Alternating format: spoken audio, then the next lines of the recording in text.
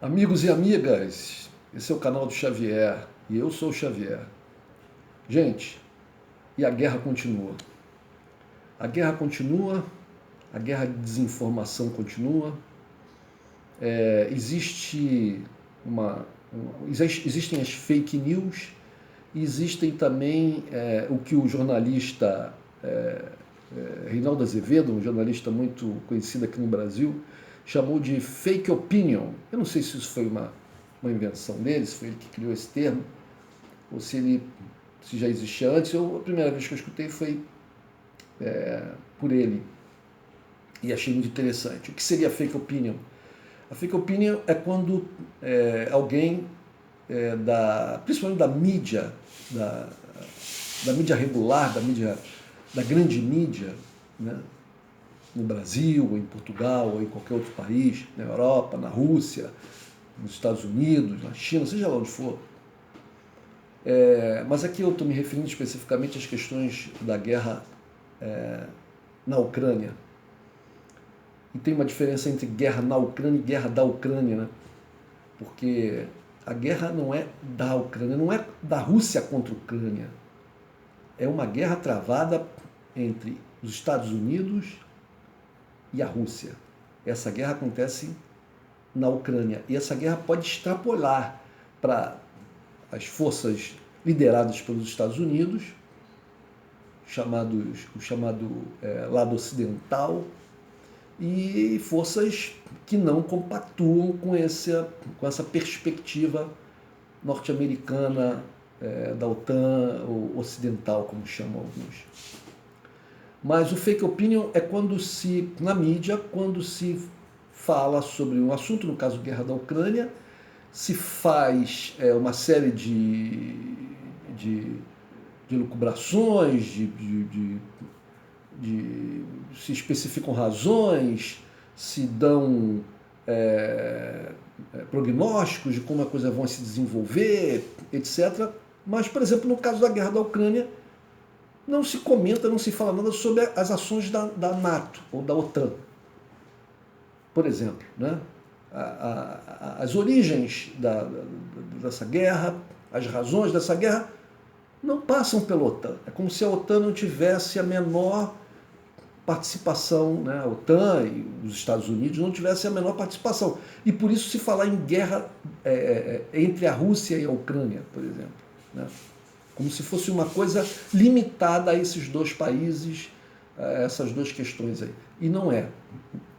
Qualquer tipo de análise que não inclua, no caso específico da guerra na Ucrânia, né, o grande número de condicionantes que existem, né, e alguns fundamentais, essa análise é uma análise falsa.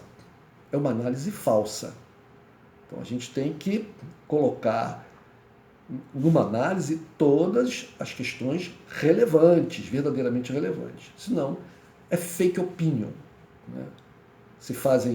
São feitos editoriais de jornais, né?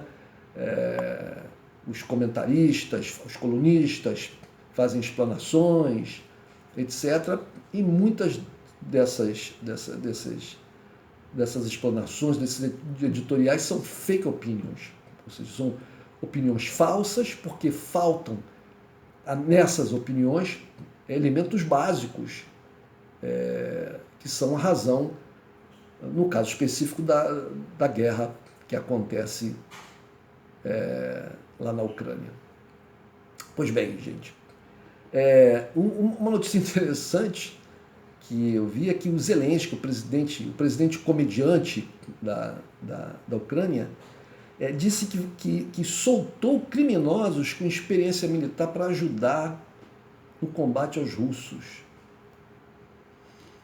O presidente Zelensky já tinha conclamado as pessoas, e inclusive parece que orientando lá seus subordinados a treinarem as pessoas a fazerem, a fabricarem e a utilizarem coquetéis Molotov para fazerem a luta de resistência contra o exército russo. Isso é o quê? Isso é usar civis como escudo? Eu acho que é isso, né? Usar civis como escudo, porque você incentivar o povo civil, a população civil, a lutar contra um exército profissional, treinado, que usa armamento de alto nível, lutar contra esse exército com coquetéis Molotov feito em casa. O que é isso, gente? O que o presidente, o tal do Zelensky lá, o palhaço, quer? Ele quer causar um morticínio imenso, maior do que a guerra já vai causar, para assim poder criminalizar mais ainda os russos? Acho que as coisas perderam absolutamente a noção. No mundo perdeu a noção. Você veja, por exemplo, uma notícia que o pessoal lá do Talibã, lá do Afeganistão, conclamando as partes envolvidas na guerra ao diálogo. O Talibã pedindo diálogo. É impressionante. Bom, mas a guerra continua e a mídia ocidental, a mídia europeia, a mídia norte-americana e a mídia aqui no Brasil, né?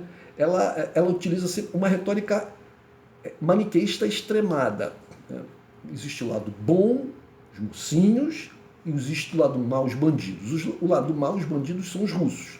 E a transformação do Putin no maior bandido da face da Terra, existem já comparações do Putin a Hitler. Eu acompanhava um canal, vejo alguns vídeos de um canal de uma portuguesa, uma senhora portuguesa que vive na Suíça e que falava sobre costumes, uma mulher de, já não sei qual é a idade dela exatamente, mas deve ter por volta dos seus 50 e poucos anos, acredito eu, né? Talvez até mais ou menos, é difícil de dizer assim, mas por aí. E uma trabalhadora portuguesa, né, que vive na Suíça, trabalha lá. E ela é uma pessoa muito, nos vídeos que eu vi, assim, muito com um pensamento muito sem preconceitos e muito moderno, vamos assim dizer. Mas no âmbito dessa questão russa, ela vai para o campo do maniqueísmo puro e simples. Então, eu vi lá num vídeo dela recente que ela fala de um documentário, um vídeo que ela viu num canal, não sei se francês, acho que é um canal francês, ela vive na parte francesa da Suíça, em que um possível ex-agente secreto da KGB, que é radicado na França, pinta lá um quadro tenebroso sobre o Putin, dizendo que comparando ele a Hitler, que ele é uma pessoa que teve muitos problemas na vida lá, que causaram uma série de complexos e traumas nele e tal, e quando ele chegou ao poder, uma história parecida com a do Hitler, né? Então, quando ele chegou ao poder, ele age cada vez mais enlouquecido e atualmente que ele é um homem sozinho, que ele está com câncer, que ele não tem muito tempo de vida e que etc e tal. Tudo conjecturas e as pessoas, por mais poderoso que seja um líder de um país, etc., as pessoas esquecem que os países eles têm uma elite, que nunca um homem sozinho, mesmo num país como Coreia do Norte, por exemplo, né, em que o líder lá é endeusado praticamente, né? Mesmo assim, se ele vier a morrer amanhã, o país Coreia do Norte, suas elites, sua classe militar, seus interesses econômicos, estratégicos, então não morrem, não acabam. A Rússia é um país gigantesco, tem milhões de pessoas, uma história incrível. Putin não é tudo. Então é uma análise sempre superficial e sempre maniqueísta. Sempre maniqueísta, né? Vocês vejam, por exemplo, como é que estão sendo recebidos, pelo menos na mídia, como a mídia está divulgando, né?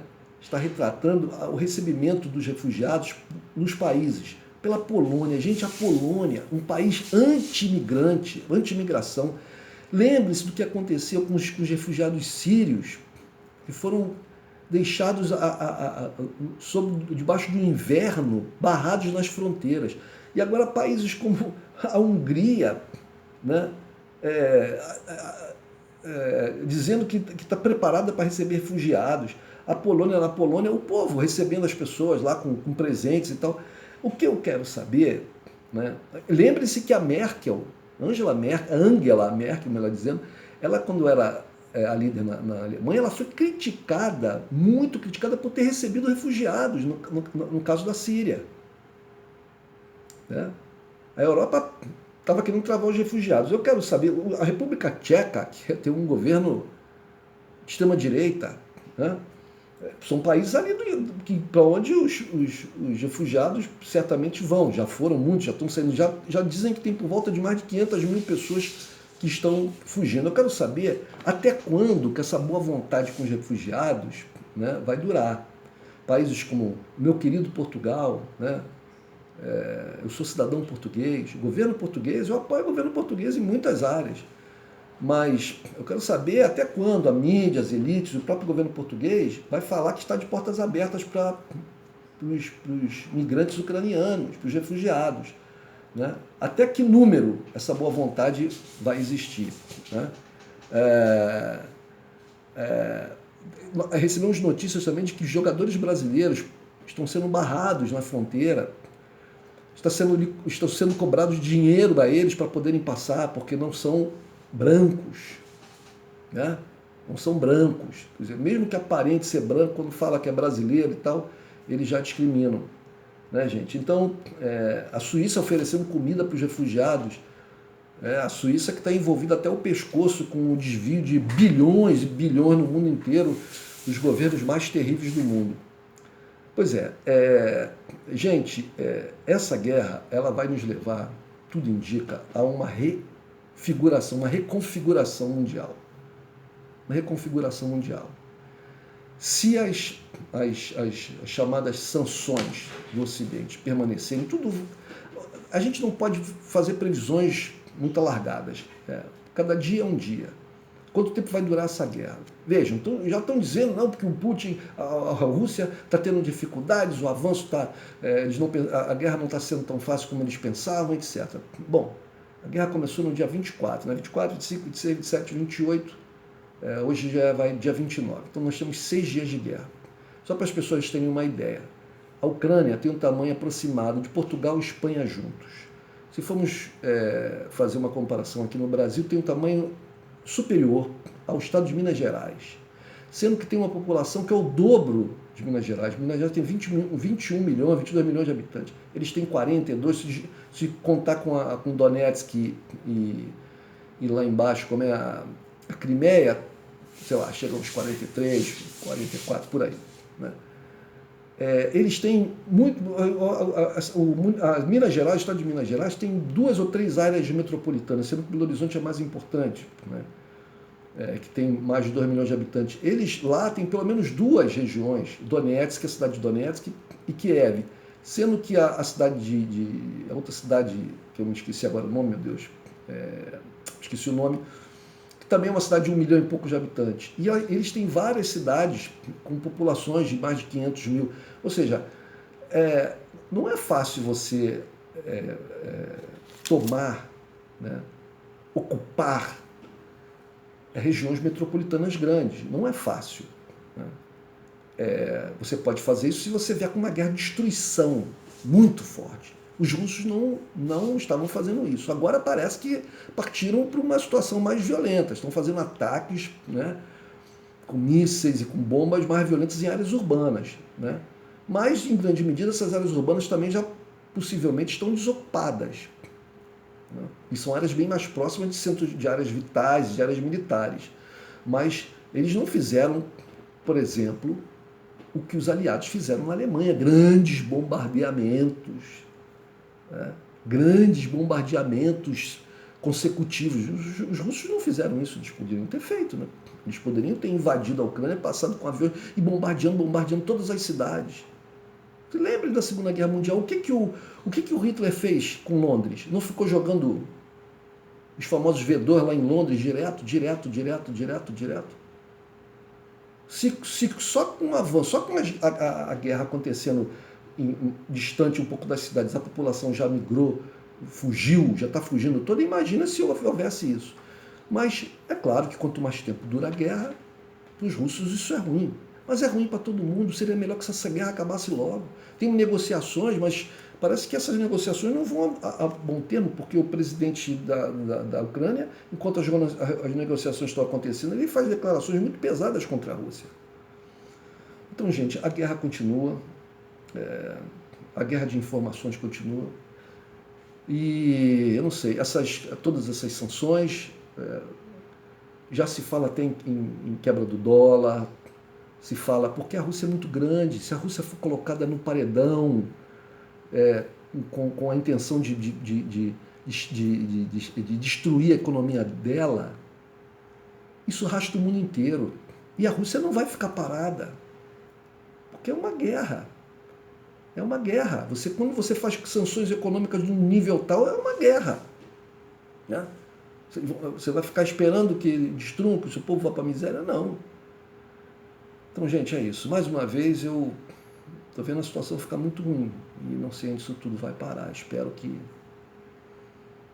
os homens que controlam os poderes aí no mundo tenham alguma luz e consigam encontrar um bom termo.